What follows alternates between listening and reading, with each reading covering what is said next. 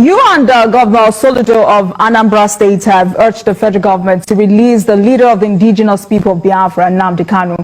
Why have you taken that position? No. Listen, my position has always been very straight on Nnamdi Kanu. If court of competent jurisdiction say you should give him bail, you should give him bail.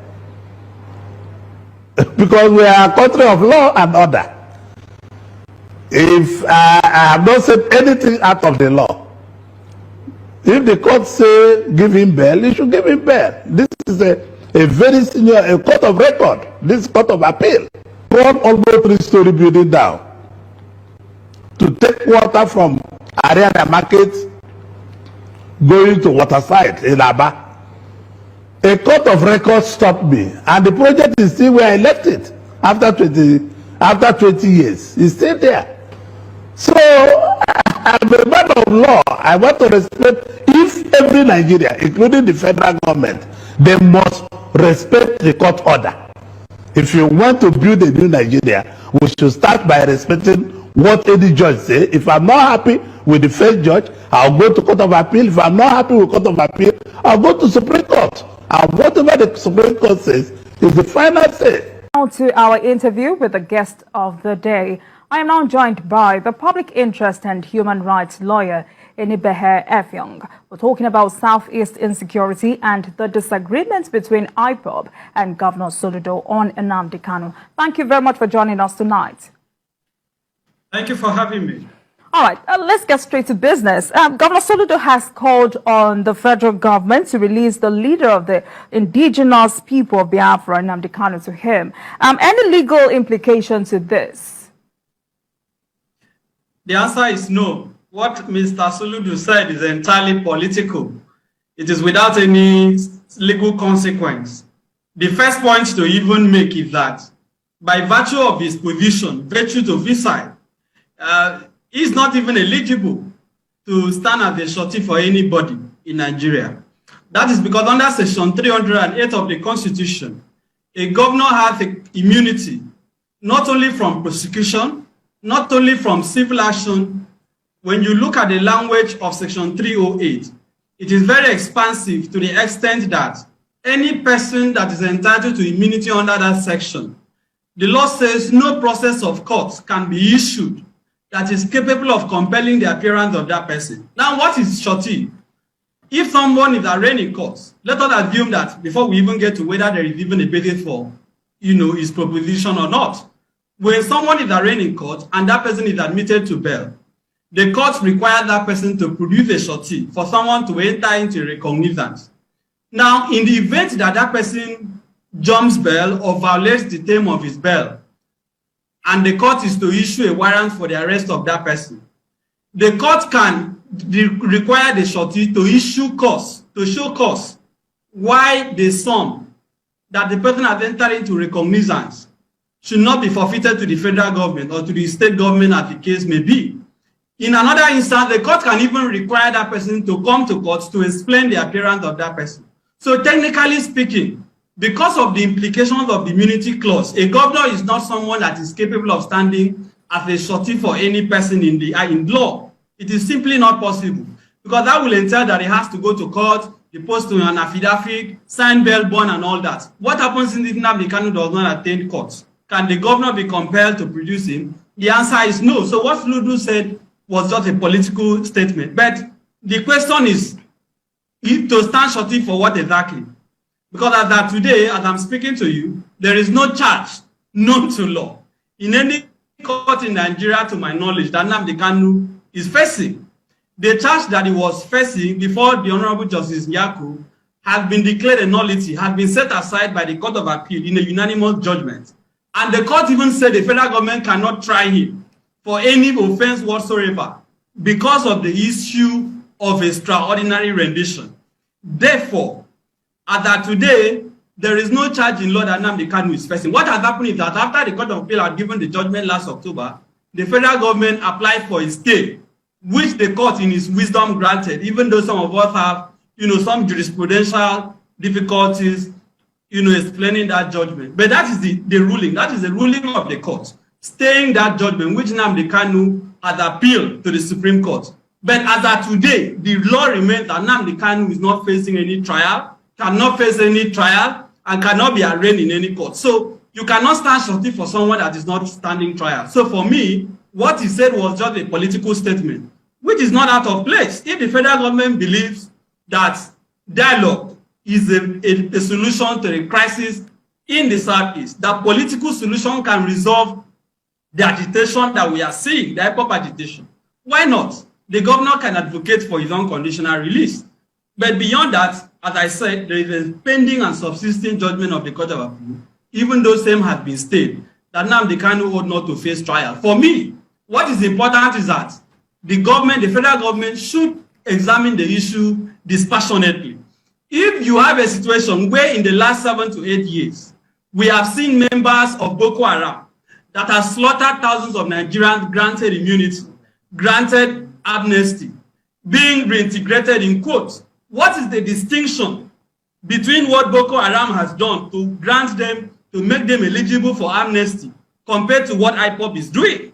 Why are we having double standard? But on the other hand, I am among those Nigerians who believe that violence is not the solution. Therefore, while we are also calling for, dialogue and all that, we must make it very clear that sit at home is not acceptable, that nobody has the right to disrupt the electoral process, that nobody has the right to burn INEC offices or public facilities, while also calling on the federal government to be dispassionate. Regarding what Soludo has said, as I have already explained, we should take it for what it is, because in the first place, it was at a political rally that he made this statement. And you and I know that when it comes to times like this, politicians in Nigeria can say anything, and that is exactly what Governor Soludo did. All right, he knows how to have access to the president. Yes, you call it a political statement, but then Governor Soludo said Kano is critical to the security situation in the Southeast and is needed for any discussion for the future of the region. Will you say this can actually guarantee peace in that region? I don't believe that Soludo is serious about what he said. Again, I want to emphasize that it was a political statement. As I have already underscored, legally and constitutionally, is not eligible to even be a shorty. And secondly, there is no basis for anybody, whether governor or whatsoever, to even say he wants to be a shorty, because there is no charge that Nnamdi Kanu is facing. But I do agree with him on one point, that if we are going to resolve the crisis in the Southeast, there has to be some form of conversation. Because what has become clear over the last few years is that the militarization of the Southeast, the python has danced and has failed. The rhythms of the python has not resulted in peace. Rather, what we are seeing is increased militarization, the killing of innocent citizens, the burning of the properties of private citizens and public facilities. To resolve that, it is therefore important and imperative for the federal government to explore dialogue. As that today, it is quite regrettable that there is no evidence that the current federal government of President Muhammad Buhari is even interested in talking to them. There is no evidence. But we have seen clearly how the federal government has treated the issue of the herdsmen. We have seen how the federal government has treated the issue of Boko Haram. Any sincere person can see a departure. On the one breed, we see the government being look at the killing that is going on in the North Central. Just about last night or so, we saw how a reverend father was burned to death. People are being killed, are being attacked all over the place. We do not see the kind of emotion, the kind of passion with which the federal government is approaching this different, aspect of criminality that is going on. And that is the problem. The problem is not even about dialogue. It's not even about trial in any court. It is about the fact that there is a clear bias, there is a clear prejudice on the part of the federal government. That is what has made it almost impossible for this crisis to be resolved. Because if the federal government is dispassionate, we will see a uniform approach to addressing. All right, so what then is the way out of all of this? It looks like the way out is for us to wait for Buhari to leave office. I am not optimistic that anything is going to change between now and May 29, 2023. But I want the federal government to prove me wrong. But if the last 7 years is anything to go by, it will be false hope for anybody to believe that the Buhari government is going to resolve the insecurity that is going on across the country. The government has clearly proven itself incapable. The service chief have not been fired. People have not been held accountable. What we are seeing is indulgence, and that is not how to address a crisis of this nature. When people are claiming that you are victimizing them, you have to talk to them, you have to engage them. Where that fails, you now employ the might of the government and the might of the state. But as that today, there is clearly no willingness on the part of this federal government to engage in any form of fruitful negotiation. All right. Why are they still holding on to Nnamdi Kanu? If they are saying that if they release him, there will be consequences. Are they saying that Nnamdi Kanu's movement cannot be monitored, that his activities cannot be monitored?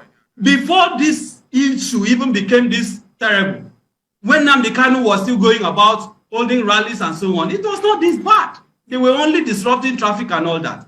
It was when he was taken into custody, the military went to attack people and all that, and the killing started. Now the situation has become brazen criminality.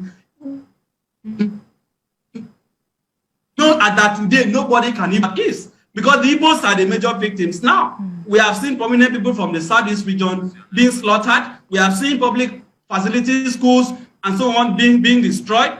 The Igbos are the victims, the major victims of the crisis in the Southeast. That is why Governor Soludo said he has inaugurated. Governor Soludo said he has inaugurated the Truth, Justice, and Peace Committee in Anambra State to get to the root cause of insecurity in the Southeast. To what extent can this help? To what extent can this help to solve all of this crisis? It is not out of place, but it's not going to result in anything tangible. I'm saying that because the matter has gone beyond the governor. It is a matter that only the federal government can resolve. It is just like saying that a governor in the Niger Delta state, say example my home state Akwa Ibom, or Delta or Rivers, during the Niger Delta militancy, could have resolved the militancy in the region by constituting a Truth and Reconciliation Commission. This matter is not domesticated to Anambra. The whole Southeast region is under militarization, is under criminality. Criminals have taken over the entire region. So it is not something that one governor can resolve. In any event, does the governor have any power to regulate the military? Look at the answers.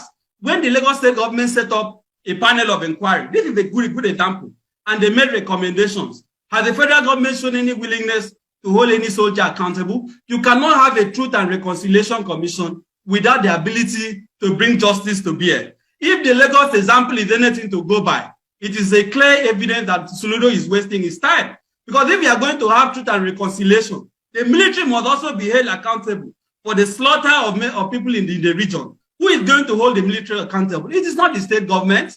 Who is going to hold the police accountable? It is not Soludo. It has to take the federal government. As I've told you, Buhari has clearly made it clear to all Nigerians that is not interested in doing that. So the best bet for us is for us to wait for this government to leave office and hope that the next government will take the matter more seriously. Thank you very much, Mr. Inibehe Effiong, for coming on Politics Tonight as we discuss Southeastern security and the disagreement between IPOB and Governor Soludo on Nnamdi Kanu. Thank you for being a part of the program. Thank you. Hi, beautiful people. I hope you guys are well. Welcome back to Oluchilai TV. If you are new here, hello and welcome. And for the returning subscribers, I greet you all. God bless you. And those of you who keep coming back, please subscribe to my YouTube channel and also go and follow me on my Facebook page, Oluchilai TV, and also on my YouTube channel, Facebook page, and also TikTok and Twitter, and also IG. And God will bless every one of you. Amen. So let's go straight to the point. This message goes to Southeast leaders. Election is approaching. I can see the speed. Everybody is now speaking out. All the politicians, they are so desperate speaking out. I don't know what they are afraid of. Why do we like to do something at the dying minute? The whole time they hold Mazina, they can is only how many weeks to election? How many months to election? Less is weeks. No, let's just say months, weeks. How many months to election that everybody is now coming and you people are desperate talking about Mazina and the Kano. I saw Jesus Okado. I see Ikenga Imo. But Ikenga Imo is always speaking anyway. I won't just blame him. And I see that desperately when they are campaigning, they are mentioning Mazina and the Kano. When they are campaigning, they are mentioning Mazina and the Kano. Please, this is not this. Muna no use Mazi Nnamdi Kanu for politics. So Muna go Abuja, go meet una follow government, because all of them are government. Okay, all of them are government. No, na go gather as una follow for Southeast, take plan the 10, make them hold them. Una for gather on ourselves, go meet Buhari for Abuja there. Because I hear when we can talk say that, I don't know whether not true or lie. We can say think talk waiting make Mazi Nnamdi Kanu still there, say alarm go blow, the Mazi go release immediately. Now we still on the hear instead they talk inside the matter, say Mazi didn't agree for waiting Buhari till I make it do. He say Mazi no agree. Now waiting home Mazi Nnamdi Kanu for there. So I don't know which one to believe.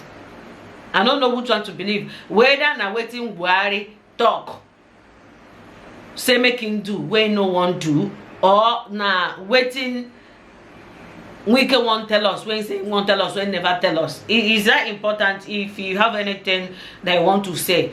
And why are you telling us if you're not really telling us the reason why he's still there? He's supposed to say everything. So there's no point of telling us A, you know, tell us B. He's supposed to tell us what is A and B and equals to what it means. Because there's no reason for them to keep him there after he's discharged and acquitted.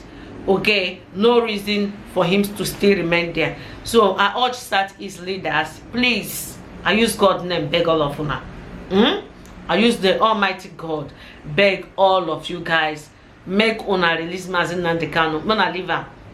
And una wey be Southeast leaders, this campaign we una they use and they do, and also say it still makes sense, but make una still add more action to go to Abuja there. But they release him, no get a point to stay there. There's no reason for him to be there. He's discharged and acquitted, and I say now the way to make election finish. Election can finish. Election will remain how many weeks? So if you then leave Mazi Nnamdi Kanu today, Mazi go can't leave the whole thing, can't they talk about election? Mazi go live in health issue, can't they interfere for election, say naim get this word, or naim get Biafra. Biafra na for everybody. Mazi no go just come today, can't live in health issue, can't they interfere for election. Who does that? Please, I beg you guys in the name of God, free Mazi Nnamdi Kanu now. Free Mazi Nnamdi Kanu. Onwere why? Muna free him. I use God name beguna, muna leave him. He's discharged and acquitted. No law, hola. Mande shotio, mande nepu, what the secret and no secret. Please, muna leave him for us. So, this is the end of this video. Don't forget to follow this page, like and share. Bye bye.